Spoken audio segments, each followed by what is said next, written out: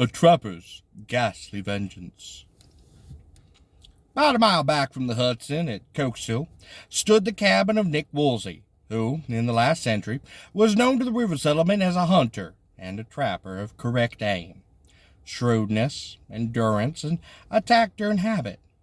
For many years he lived in his cabin alone, except for the company of his dog. But while visiting a camp of Indians in the wilderness, he was struck with the engaging manner of one of the girls of the tribe. He repeated the visit, and he found cause to go to the camp quite frequently. He made presents to the father of the maid, and at length won her consent to be his wife. The simple marriage ceremony of the tribe was performed, and Woolsey led Menominee to his home. But the wedding was interrupted in a most tragic manner. For a surly fellow who had loved the girl, yet who never had found courage to ever declare himself, was wrought to such a jealous fury at the discovery of Woolsey's good fortune that he sprang upon him with a knife, and would have dispatched him on the spot had not the white man's faithful hound leapt upon his throat and borne him to the ground. Woolsey disarmed the fellow, and kicked and cuffed him to the edge of the wood, and while the whole company shouted with laughter at this ignominious punishment, and approved it. A year or more had passed. Woolsey and his Indian wife were quite happy in their free and simple life. Happy, too, in their own little babe. Woolsey was seldom absent from his cabin, for any considerable length of time, and usually returned to it before the night set in. One evening he noticed that the grass and twigs were bent near his house by some passing foot, that with the keen eye of the woodsman he saw was not his wife's. Some hunter, he said, saw the house when he passed here, and as belike he never saw one before, he stopped to look in, for the trail led to his window, and diverged thence to the forest again.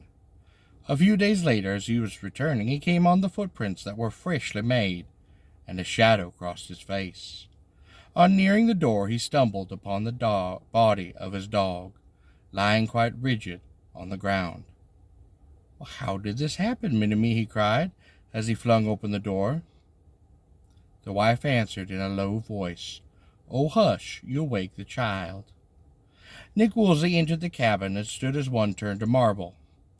Menominee, his wife, sat on the gold hearth. Her face and hands were cut and blackened. Her dress was torn. Her eyes were glassy, and a meaningless smile upon her lips. In her arms she pressed the body of her infant. Its dress was soaked with blood, and the head of the little creature lay on the floor beside her.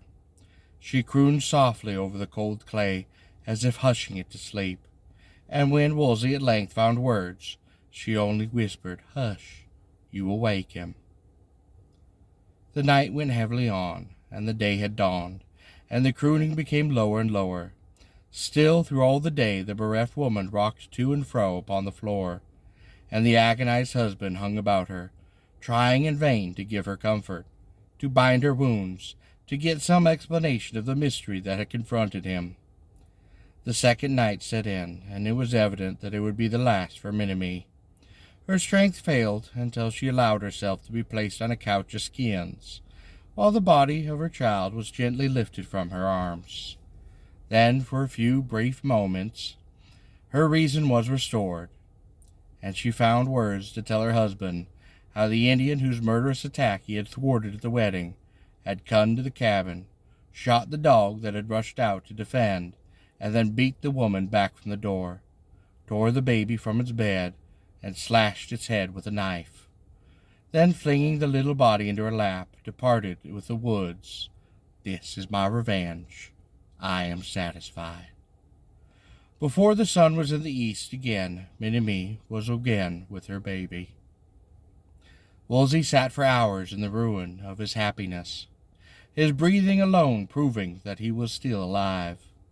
And when at last he arose and went out of the house, there were neither tears nor an outcry. He saddled his horse and rode off westward. At nightfall he came to the Indian village where he had won his wife, and relating to the assembled tribe what had happened, he demanded that the murderer be given to him. His demand was granted, whereupon the white man advanced upon the cowering wretch, who had confidently expected the protection of his people, and with a quick fling and a jerk of a rawhide rope, he bound his arms to his side. Then casting a noose about his neck and tying the end of it to his saddle bow, he set off for the Hudson. All that night he rode, the Indian walking and running at the horse's heels, and the next day he reached his cabin. Tying his prisoner to a tree, the trapper cut a quantity of young willows, from which he fashioned a large cradle-like receptacle.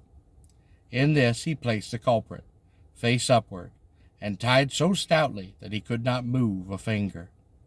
Then, going into his house, he emerged with the body of Mini-Me, and he laid it face downward on the wretch, who could not respond a groan of horror as the awful burden sank upon his breast.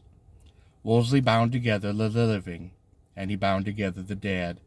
At the swing of his powerful arms he flung them upon his horse's back, securing them there with so many turns of rope that nothing could displace them. Now he began to lash his horse until the poor beast trembled with angered pain, and, flinging off the halter, he gave it a final lash, and the animal plunged foaming and snorting deep into the wilderness. When it had vanished, and the hoof-beats were no longer heard, Nick Wolseley took his rifle in his arm, and he left his home forever.